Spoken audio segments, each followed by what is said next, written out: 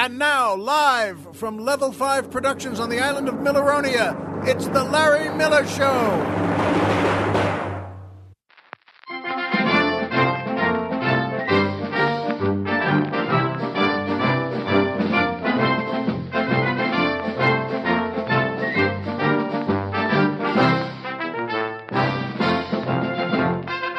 Good evening, Mr. and Mrs. America, and everyone who's always wanted to go to the Boone Tavern.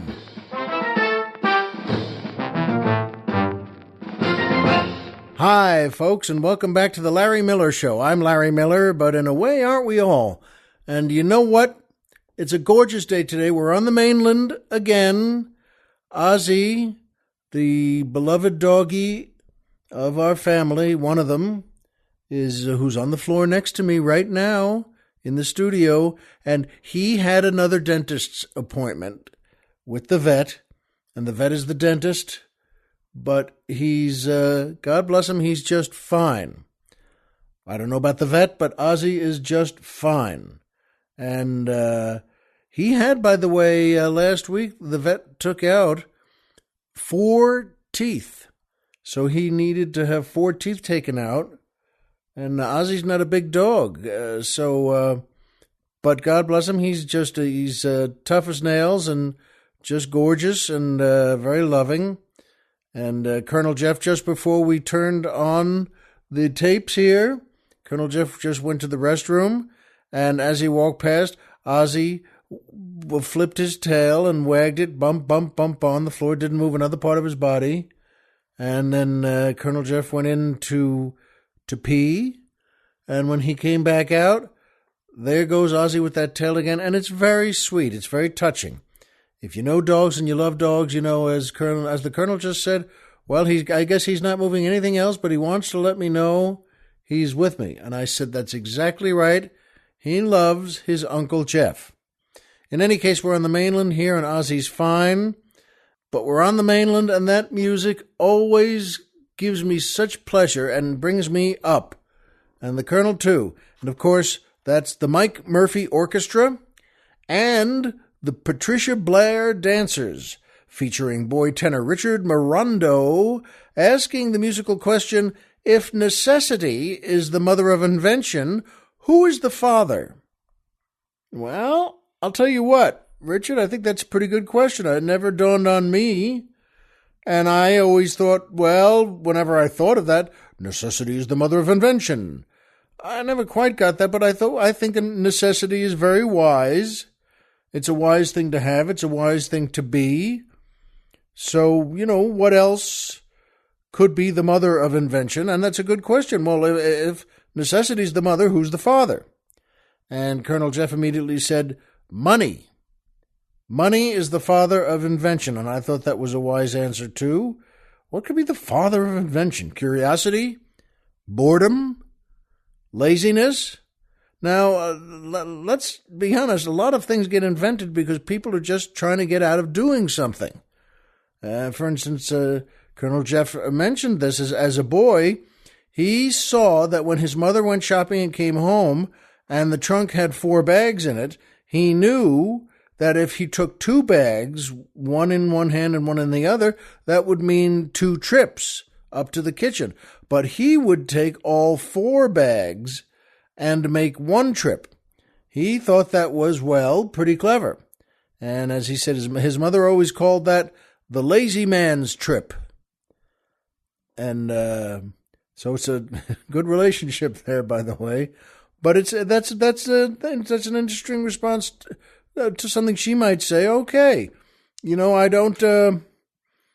I'm not even sure that what would be the father of invention. More necessity? Or is the father of invention just saying, you know what, I'm watching this game right now on TV, so why don't we just stick with necessity coming from you, and I'll just take another nap? Well, that's fine with me. But good for you, Richard. Good musical question. If necessity is the mother of invention, who is the father? Football. I think the NFL. And I think that's all I have for it now. Good question, though. And by Amazon and PayPal and my book. It's a great pleasure to talk about them because I think Amazon is the greatest company in the world because they do three things no one else can do. Number one, whatever you order, they'll get you. Number two, whatever you order, they already have. They don't have to go somewhere else to get it. They don't have to borrow it from someone. They don't have to make it. They've got it. They have so much, they're already loaded. And number three, the most important, whatever you order, they send us a percentage of it. Now, that's a great thing to me. And they send it right here to the show. And Colonel Jeff and I take that money and put it right in our box of cash that we are saving for our next big fancy fried chicken dinner with 2 drinks beforehand in a different place. And so you know what? I'm grateful to Amazon. Plus, you can get anything in the world there. So you know what? Go to Amazon. Not on your computer, not on your laptop, not on one of your phones. Go to our website. That's LarryMillerPodcast.com. Who's on the Mountain? Tom Mix.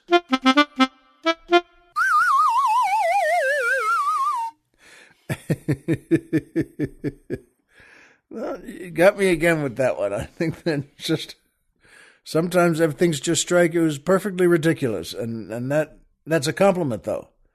And so good one. You go to our website, and we have a banner that says Amazon. Click that. And then go to sleep, take a nap, relax. Sure, you could watch a football game too, but you know what? Just lie back in your gigantic Easy Boy or Lazy Boy chair. They're not sponsors. I just think they make great chairs to lie back in.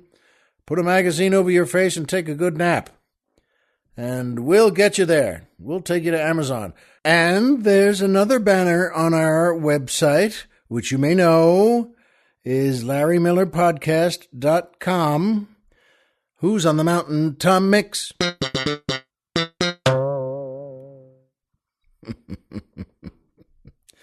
Boy, that string is not in good shape, is it? But that's all right. Boy, PayPal is a terrific group, folks. They really do make you feel like you're saving the world. And if you enjoy my show here, and why wouldn't you? And if you'd like to send us a few bucks to help out, and why wouldn't you? You can do it through PayPal because, you know, it's just my way of, instead of saying, oh, donate this or pay what you like or join the Platinum Committee. I've never liked things like that, but I just like to say, buy us some drinks. That's a good way to support. There are different levels, you know, levels 1 through 5, all the way up to, we're driving to Florida!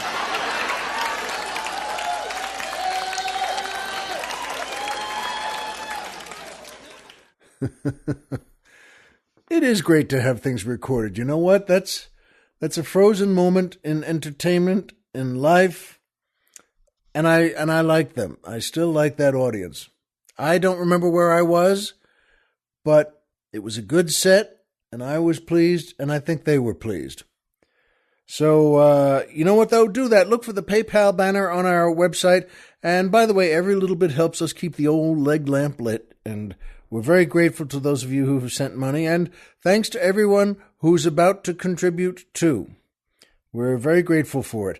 And by my book. That's right. I'm very grateful to you because I wrote my book, Spoiled, Rotten America, which is very funny, and I put a lot of good, hard comedy work into it. And the book did really well when it came out, and I'm very, very, very pleased about that. And we still have cases, cartons of the book, and if you want one, and why wouldn't you?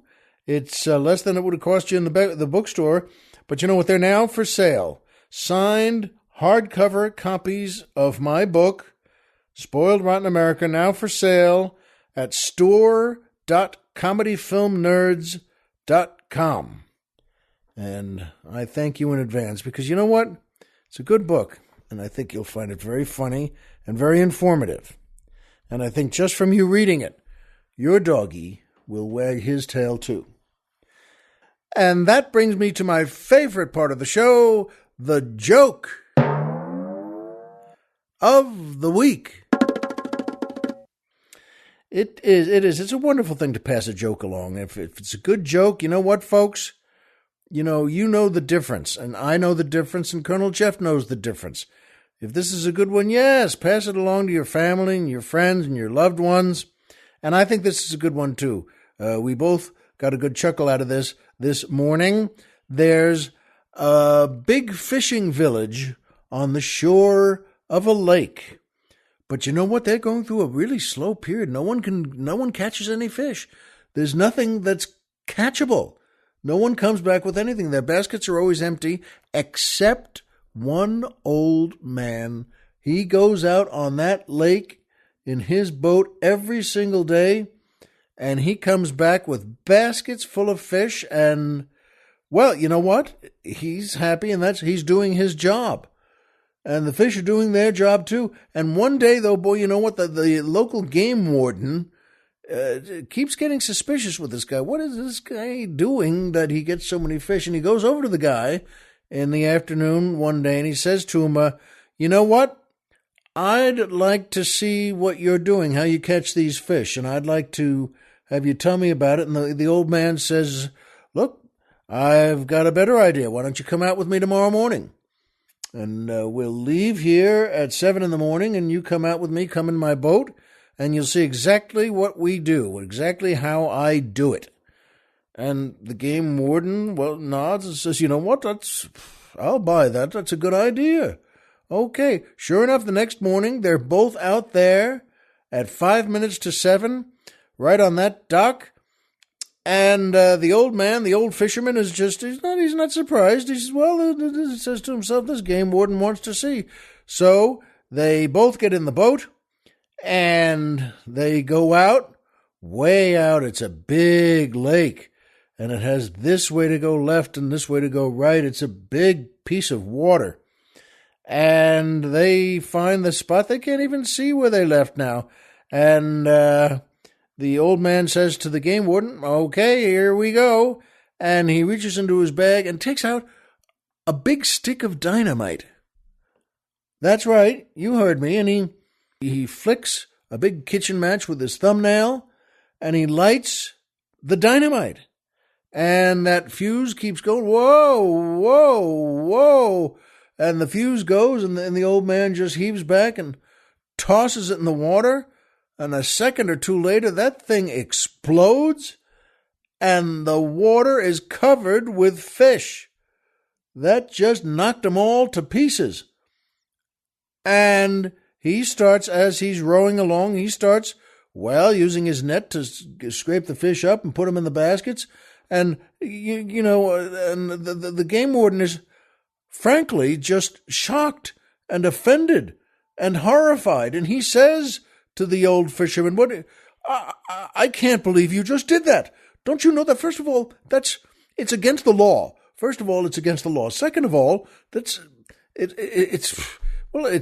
strikes me as cheating. You're not catching the fish, really. You're just knocking them cold or killing them. They all just come to the surface. And as he's talking, the old man takes a second stick of dynamite out, flicks the match a second time, lights that dynamite, and he just reaches his hand out to give it to the game warden, and he says, you going to fish or you're just going to keep talking?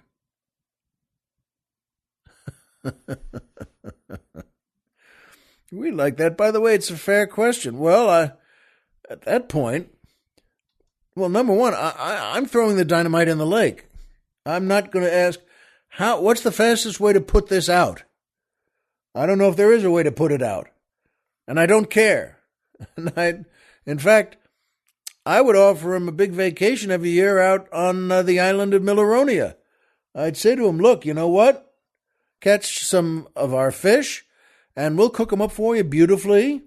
And by the way, you can't catch too many. I'll give you the number you can catch, and I'll give you the limit, because otherwise, that's right, you're going to visit the volcano.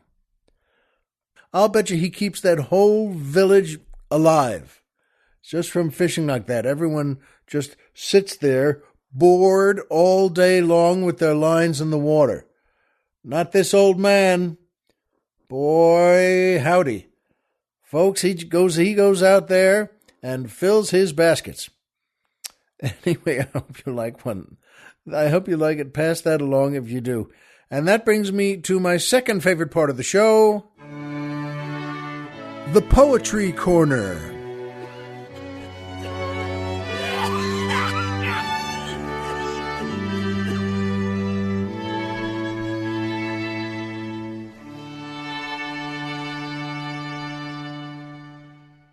Boy, that string quartet is still just beautiful. I don't know which member coughs. I don't know whether it's the viola player, the cellist, one of the two violinists, but he's got that cough. And folks, you know what? This is the same way. A good poem can move us. It can show us something we didn't know about life already from the point of view of the artist, the poet. And the poet in this case is Derek Walcott. He's from St. Lucia in the West Indies. He studied at the University of the West Indies in Jamaica, and he was born in 1930, and he's still alive. He's still doing fine, and I'm glad, because he's a terrific poet, and here's one he wrote called A City's Death by Fire.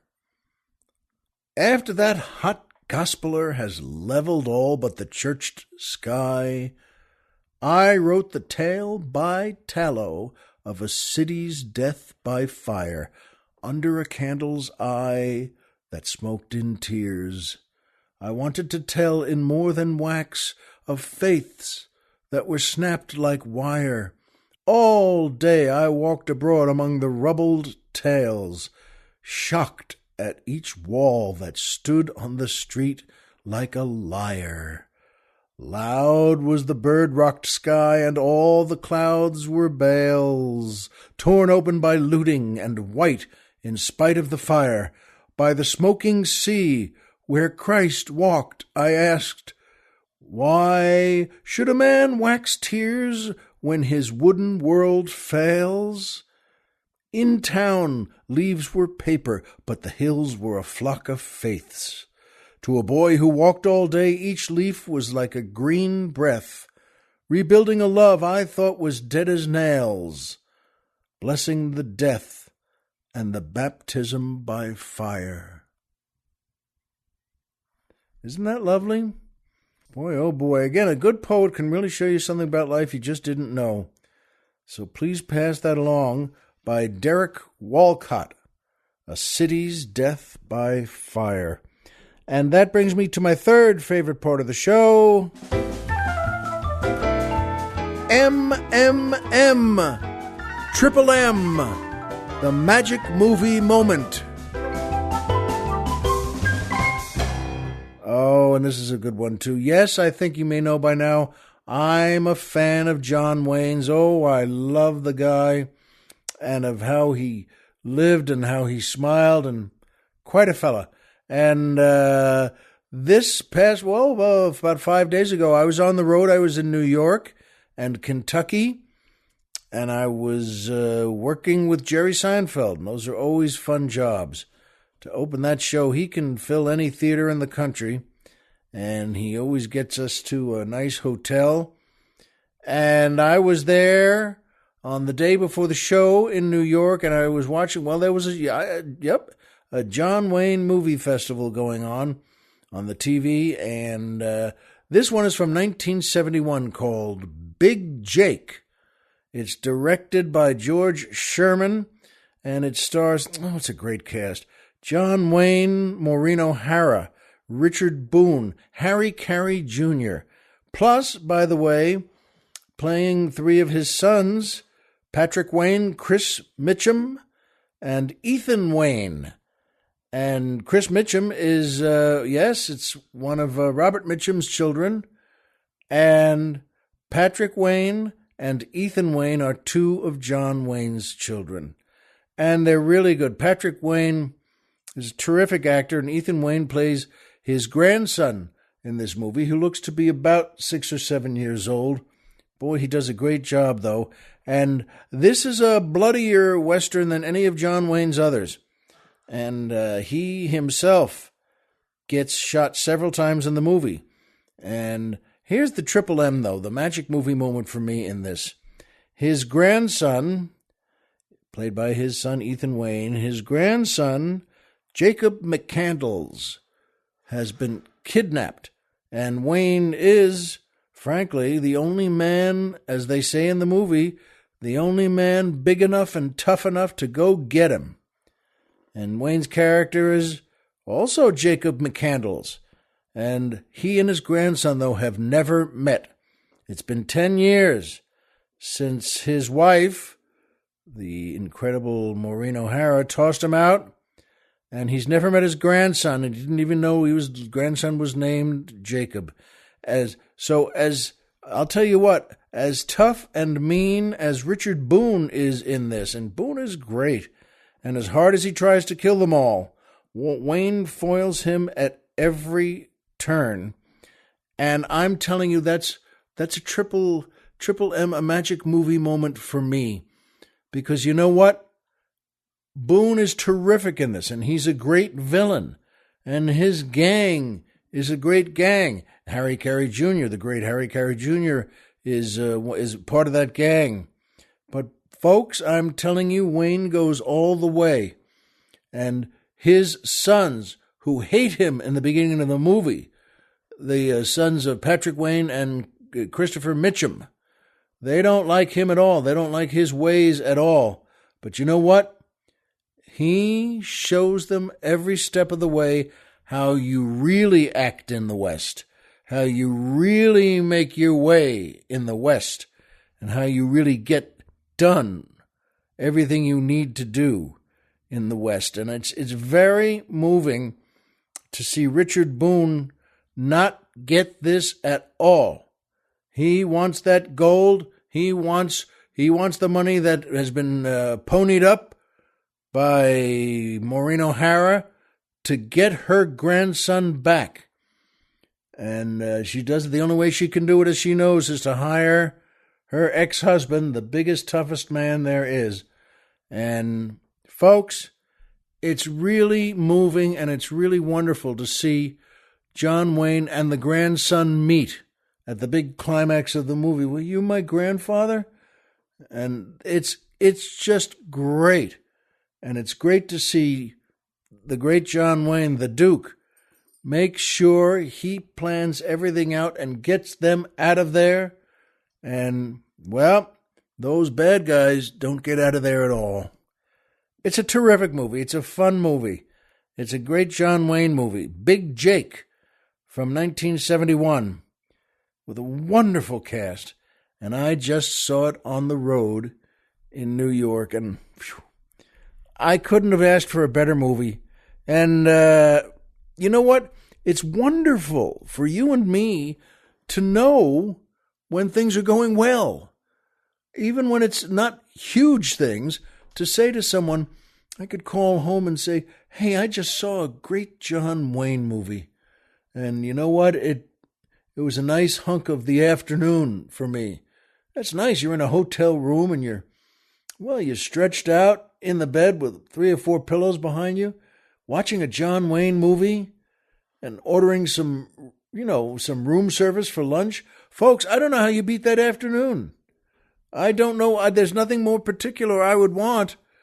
There's nothing that if someone could say, hey, why don't you go outside and take a horse carriage ride through the park? By the way, that's fine to do. If I had my wife with me, I would have done something like that. But you can't beat a John Wayne movie like that. And it's nice to know because Colonel Jeff had, a bit of a tough week at that same time. And it was, you could call it awful. In fact, he called it awful. And things just seemed to keep going wrong. That he's producing a new podcast for Mike Murphy. And it's just terrific. It's called Radio Free GOP. And Mike's a great guy. Turn in on that if you're interested. He and Colonel Jeff are making a great show. But here's the thing: it took him for that first episode. That was a 19-hour day for him. And Colonel Jeff is not lazy, and But boy, it took a long time to think it, to stitch it together. And he was so dead, he said to himself, this was on Thursday, last Thursday, and he said, that's it. I'm glad to work at all these things I love. But he said tomorrow to himself, at Friday, I'm not doing anything. I'm not going to do any work. He thought, I want to sit up in bed and I'd like to watch a John Wayne movie. But, folks, it just didn't get there for him. He was doing Allison's show, Allison Rosen, the great Allison Rosen, and catch her show too, by the way. It's terrific. But he was going to get there and do her show Friday afternoon about 4 o'clock. And I said to him, by the way, that's kind of comical with you on a day when you say, I'm doing nothing. I'm just going to lie back and relax. Still, he works with, Allison's great and makes a great show with her. And to do another podcast that takes a good amount of time and thinking and work. So that's not doing nothing, but he was going to do it. And then after that, he was going to stop off and get some groceries and just take him back to his place and then see what was on TV right then. But you know what? It wasn't to be that way. He was so tired after doing Mike's show that when he got up Friday, just getting over to Allison's was awful. The car overheated. And if you know anything about that, even if you don't, it sounds like what it is. It's awful. And there was nowhere to stop. It was huge traffic. He had to get over to Allison's, and he did. But he got there, and he thought, I can't just leave the car here. I've got to get there. And he did. He got that car clunking over there, and he was a little late, as I said, but he got there, and they made a great show. But getting there was, it was a tough job. And after the show, after recording it in the studio there, Allison, who's pregnant, by the way, her guest had locked his keys in his car. And they didn't know what to do. Allison couldn't do it, and the guest couldn't do it. But Colonel Jeff can do it. Maybe he's not the colonel over there, but he is here. And he can do things like that. He got a hanger from Allison, and he bent it just right, and he opened that fellow's car with a bent hanger. Now, it didn't take that long, maybe only 5 minutes, but remember, it's 105 degrees outside, and he's dead tired. He's just dog tired. But he did. He got that car open with a bent hanger, and then everyone all right. He said goodbye to the guest, said goodbye to Allison, and then he went back to his car. So he called the AAA, and they said their truck would be there in 25 minutes. So he sat in the car with the windows open, because remember, it's 105 degrees. And now it's about 5:30, 5:45. So, all right, you got to sit there. In exactly 25 minutes, they called him back and said, well, sorry, it's going to take more time. It's going to take another 20 minutes. Okay. So he stayed in the car another 20 minutes, exhausted and overheated himself. And yes, you guessed it, in exactly another 20 minutes, AAA calls him back again and says, sorry again, buddy, but it's going to take another 25 minutes. And here's where Jeff said, and I think you and I would say the same thing, hey, if you started this whole thing out by saying to me, it's a crazy Friday afternoon, and we're going to need an hour and a half to get to you, I would have said, fine, no problem, just walk down the block to a food place that's air-conditioned. And then when your man got to my car, he could call me, and it would have taken me just 2 minutes to walk back and meet him. But now it was too late for that, so they said, no, it's another 25 minutes. No, it's another 25, another 20. So now, folks, it took a total of 2 hours for them to get to him. And at that point, poor Jeff looked and sounded like a man who'd been passed out in a desert for 2 hours. And he goes home. So when they said, are you ready? He's got that voice. I can't. No, fix the car. And Jeff had to get back. The colonel had to get back to his home because, well, you know what? He had a sick cat. He's a great guy for animals. They just love him. And his cat was sick and didn't look good at all. Didn't look like a good sick. This looked like, oh, man, wait a minute, what's happening here? And the cat, he thought it might be something with the cat's heart. Cat was sick and having trouble breathing. And he's got a car that's just broken anyway, but he said, so now it's Friday night. And he called the vet up, and the vet said, bring him by. And he said, let me get my kitty over to the vet right now. And he did. He took that cat, not in the broken car. He has another car, a 1968 Ford station wagon with the phony wood paneling from 1968. And he likes it. Jeff is good at all this stuff. So he put the cat in the 1968 Ford station wagon. The vet said, well, you know what? It is something we're going to have to take care of. And he could then take his car, the broken car, to the broken car garage. And then, and he was still so this was most of Saturday that went by. Now, here's a guy, remember, who was so exhausted, he said on Thursday night, I just need some rest. I need to stay in bed. And he hasn't.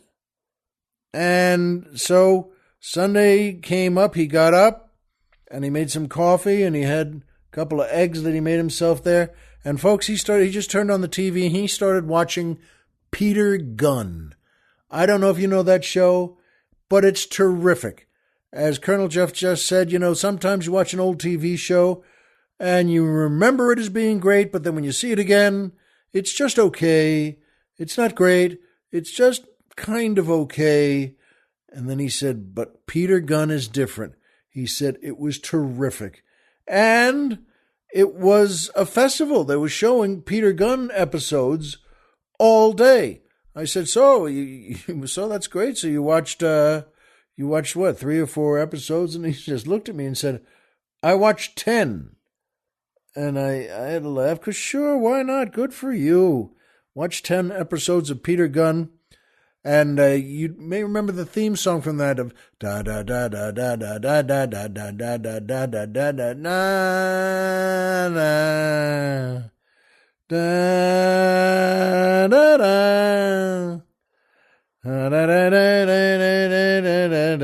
da da. Henry Mancini wrote that.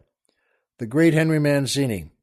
And maybe he wouldn't be so happy hearing me sing it, but maybe you know it by that song. And so you know what? No matter what had gone on, Jeff said on that Sunday, okay, you know what? Today is mine. I'm dead tired and I just want to lie in bed and watch TV. It was that full day of Peter Gunn reruns, and he watched a full day of them. And you know what, folks? You have to learn to appreciate, as the Colonel said to me just before, plus I felt a little guilty feeling so tired and feeling so annoyed that this had gone on and this hadn't gone on. And he said, we always feel a little guilty about that. And I said, I know. That's why he and I are close. That's why you and I are close. Because we know that lesson very well, don't we? You know what? Sometimes you just turn on the TV and you see a Peter Gunn episode and you smile and say, that's pretty good. I think I might just watch 10 or 12 of those. And that's a great way to be, to never lose that, to always know that, never forget that.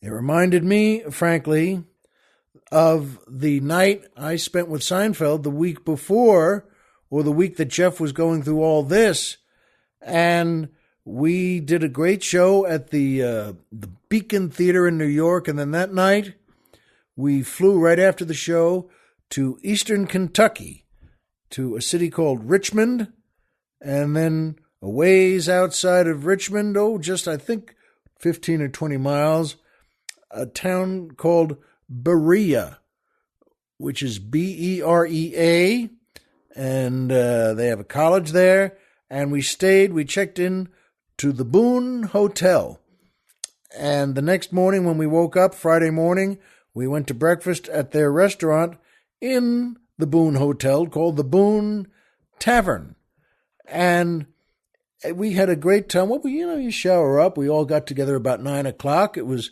just a few hours sleep, but we're happy, and we're going to go see a movie too. And that's always the schedule. When you work with Jerry, that they have this penned out, and his producer Kevin was there, and we went down to the Boone Tavern and had a very nice breakfast. And I said to them, you know what? Because there were portraits all over the hotel of Boone. That's right, of Daniel Boone. And I thought to myself, and they thought too, well, this is Boone area here. I wonder why this is such a Boone area. And so we met at 9:00 the next day in Jerry's room, and then we just walked down to the Boone Tavern for breakfast. And the thing is, we were all wondering, what is the Boone stuff? This really seems like Boone country, which is fine with me. Boy, he's a great hero. He's a classic. And there was a portrait of him next to the fireplace in the hotel lobby, but a real portrait of the real guy, of the real Daniel Boone. And Jerry and Kevin and I all had the same thought of, it doesn't look like Fess Parker, because that's who you get to love. But I knew a bit about Daniel Boone, and I said to them as we sat down, you know what? I remembered reading about him, that Daniel Boone was everything we think of him. That is, a real frontiersman, a tough leader, head of the Long Hunt. They used to go on a thing that he led from North Carolina called the Long Hunt. And that meant they would go out hunting. They'd head west for 6 months, a year and a half, and they would hunt and, salt the meat down and put it in carts, big carts. And they had mules and other horses. And then eventually they'd go back to their community, to Boonesboro. And they had caught enough things to live on for another year themselves. I knew about that. And I remembered thinking that, wait a minute. Plus another thing he did all the time, many times, he was the leader of multiple trips guiding wagon trains through the Cumberland Gap. And I said to them, isn't that here in Kentucky somewhere? And that's a tough trip. Kentucky is beautiful country, but those were tough trips. He had many Indian fights on those trips through the Gap, a lot of them. And they knew him, and he had his wagon train, and they would go out and fight. In fact, his son, Israel, was killed on one of them. And the Indians called off the fight so Boone could mourn for his son. And they had little biographies on the back of the menu there. And that's another thing that's wonderful to run into on a trip like that. It's another, how do you like that? Here we are at the Boone Tavern, at the Boone Hotel, in a place that really feels loyal to the great Daniel Boone. And, of course, I knew him from, the classic, the Daniel Boone Show. I mean, come on, who didn't know that? Fess Parker was one of the greatest actors. And, boy, he could do anything on that show, and he was big. He was 6'5", 6'6", and he really looked like Daniel Boone ought to look. And I remember that theme, Daniel Boone was a man, just a big man, and he fought for America to keep all America free. I'm just saying this because maybe you'll remember it. And I remember it. From the coonskin cap on the top of old Dan to the heel of his rawhide boot, the rippinest, roaringest, fightingest man the frontier ever knew. Well, that's sure true about that. And it was Fess Parker as Daniel Boone, and Ed Ames as Mingo, his Indian friend and partner, and Patricia Blair, who played his wife, Becky. And I'm here to tell you, by the way, that I thought this as a kid, and this is something really worth celebrating, too. You still see a photo of them. You can get on any internet site.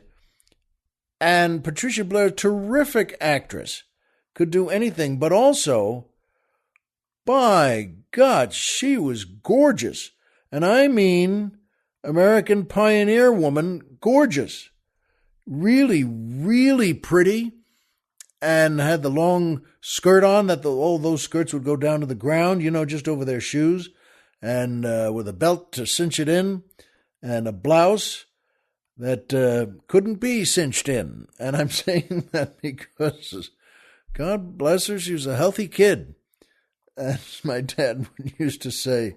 And she was. Boy, Patricia Blair, I'm telling you, that's a great wife to have named Becky. I love my wife, and you love yours, and you love your husband's, but boy, I'll tell you what, that Patricia Blair was all right. And Ed Ames as Mingo, and I want to tell you this because I had a chance to meet Ed Ames a few times at the Friars Club here in Los Angeles. Ed Ames was a great singer, a popular singer, and he on his own, and he with his brothers had many recordings that were big hits.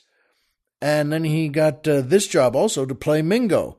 And he was terrific, a big, deep voice. And he himself was 6'4", 6'5", and he played the educated Indian friend for Daniel Boone. But I'm telling you, he was just such a treat to run and to sit next to him at those tables at a benefit sometimes, and just to sit there and smile and say, holy mackerel, that's Ed Ames. And he played Mingo. And you may remember, folks, Ed Ames had a classic episode of The Tonight Show with Johnny Carson. Now, he was coming on because he was Mingo. He was, all know the great singer and the great star, and he plays Mingo on the Daniel Boone Show. Please welcome Ed Ames. And they did. He was very, very popular, and he should be. And they had set up, he was very skilled at throwing the tomahawk. And he really learned how to do that, and he could do it just great. And they set this up as part of his appearance on the show. So they went out to the big stage area there, and they had a cowboy set up in wood that they had carved out of wood, and with a drawing on front, paper drawing on front of a cowboy hat, and he had his gun out. Of course, not a person, and but it was man-sized, and he's there, so he's sort of setting up a tough image there, and he's got his arms held out and his legs spread, and he looks like a tough cowboy. And Ed Ames was going to show Johnny and the people at home how to throw a tomahawk, and how he knew how to throw it. And you may remember this. I hope you've seen it. If not, you can still see it anywhere on the internet. But this actually happened. Johnny said, "Okay, go ahead. Let's see you do it." And he took that tomahawk about 15 feet away, and he did a stance, and he put one leg back forward, and he came around and he hurled that thing, and it went just right. Well, to an extent, because it landed, it went thunk, it went, it really went, and it went thunk exactly in between the cowboy's legs. And that's right, that word was legs. And it was, folks, it was right. He couldn't have done that again. You couldn't do it again 100 times and get a better shot. It was right, blade first, thunk, right into the cowboy at that exact spot on his body. Not too low, not too high. I'm telling you, this is where you would have it happen if you were looking for something funny like that to happen. Well, folks, he saw it, everyone saw it, and Ed Ames started to laugh. The audience was laughing, and Johnny Carson, as Colonel Jeff pointed out, Johnny Carson did a couple of great Jack Benny tapes, takes rather, of the expression of just kind of looking to one side and then the other. And then when the audience, one of the great things about Johnny Carson, he knew how to wait. And the audience was laughing, and Ed Ames was laughing, and just when the laughter peaked and it was going down, Johnny stepped forward and said, "Of course, that's Mingo Moyle, Frontier Rabbi." Now, he says that line. That's a pretty good line. Moyal is a rabbi who does circumcisions. Folks, the place exploded. I mean, and Ed was laughing so hard he had to lean on Johnny out, on the stage there. And boy, oh boy, that's another moment when you say, I'm glad I'm alive for that. And I know that, folks. But you and I know the same things. Homer is Homer. Pluto is a planet. So remember, as always, if you walked out of bed today and had a job to go to and a home to come back to and someone there who cares about you, folks, the game's over and you've won. Be well and watch your tomahawk throws. We'll see you here next week.